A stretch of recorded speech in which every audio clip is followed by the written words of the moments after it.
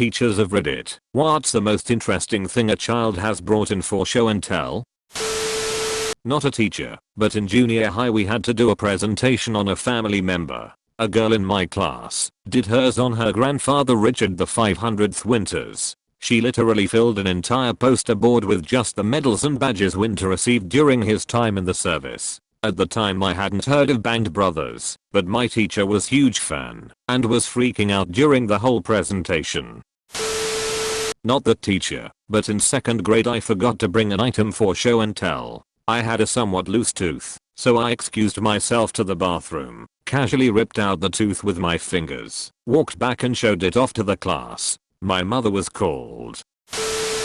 Not a teacher, but we had a kid bring a military grade smoke bomb of some sort into my high school once for some class project. He thought it was a dud. All I remember is a whole S***T-ton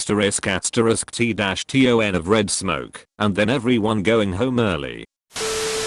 I teach online school to 2nd graders. One day during live chat, a little girl brought her dog swaddled in blankets. When it came her time to share, she held the dog up to the camera and said, "This is Sparkles. She is 2 months old and died right before chat started." My student brought her dead dog to chat. There were 11 other kids in the chat room that all saw this. A dryer sheet, he even passed it around for the class to smell it.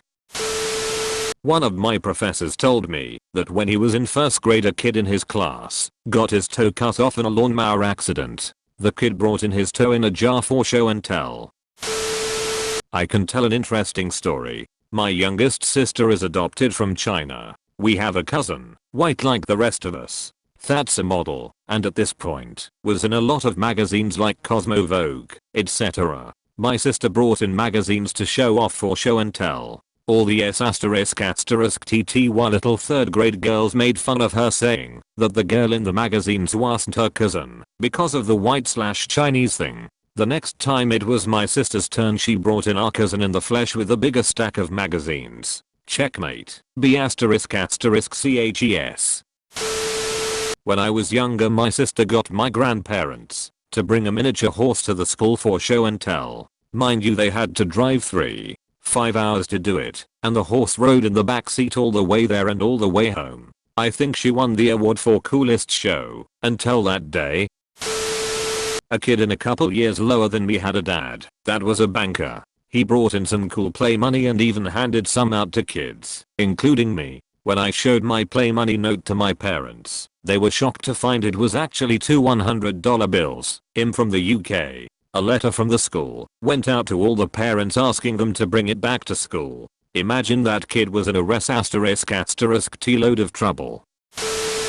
A bit difficult, but B had a pet day at school and most people just brought their cats and dogs. At lunch we did a big show where people with pets walked around in a large circle. I remember hysterically laughing cause this one girl brought her pet fish and was trying to walk with it. We were probably about 6 or 7 at the time, so she was really struggling with the thing and trying to walk without sloshing the water. Props to her though, she loved her fish.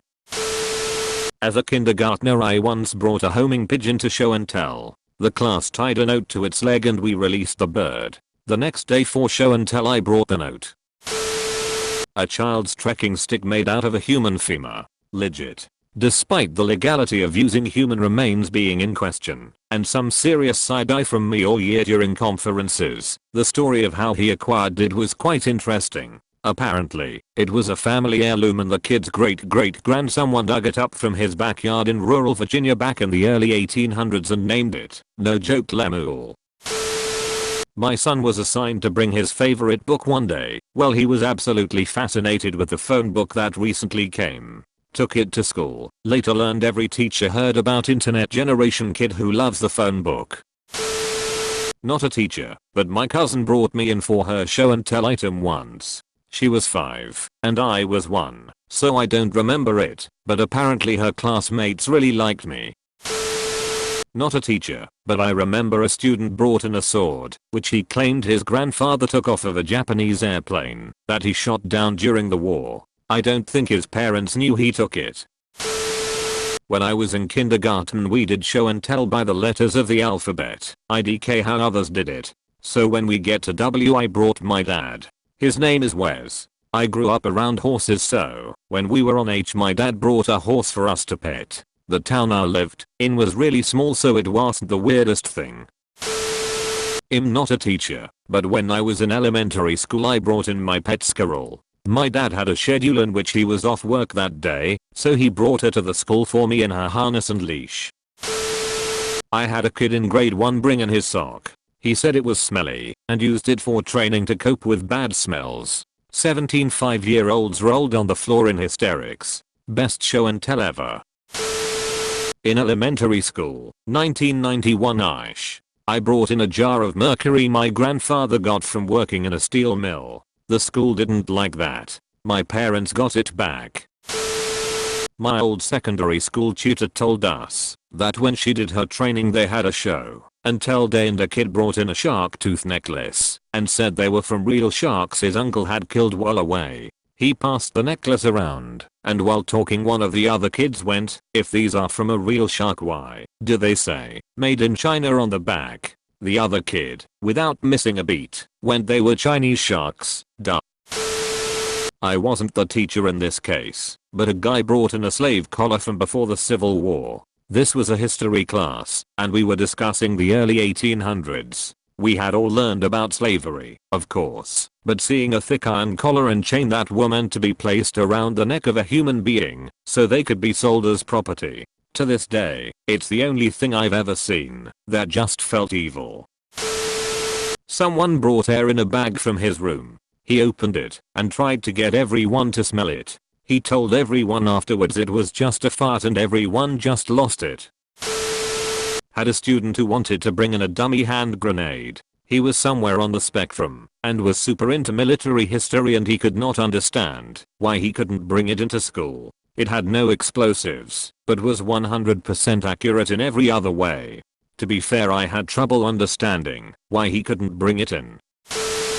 I was in grade 12 BO when we had a 2-bodied pig born in the barn. 1 nose, 2 eyes, 4 ears and everything further back doubled. I brought it into class and caused quite the stir. According to my 8-year younger brother, the teacher still talks about how awesome it was to see. One of my kindergarten students brought in a legit set of Russian Matryoshka dolls. Every time she opened one and there was another inside, everyone in the room lost their S***T. Every time. Goddamn most hilarious show. Until I can remember, lol. Edit. Someone pointed out the correct word, which is not babushka. My wife had someone bring a potato. They were poor and thought it was cool. I'm not a school teacher, but a leader for a program in a church. Stuffed animal night. Some little boy brought in a devil plush toy that said "I love you" in a creepy voice. I worked with the 3 to 5-year-olds. Out of the 16 there that night, 15 left crying and 1 left laughing. When I was in elementary school, my great-grandmother brought in her husband's military medals from his time in service during WW2. She sat with the class and explained all about his service and what each medal/ribbon represented. Close to 30 years later, and I still remember her sitting up front talking to us. This one guy I know brought in a limited edition Ultra Lord action figure. Their mother's science set, which apparently is what a child at only 7 years of life will call a pipe and other drug paraphernalia. It took social services all but 2 hours to have the child removed. Now, a few months down the line, I'm learning they have already been housed with a few foster families, but it never works out. A truly lovely but troubled child.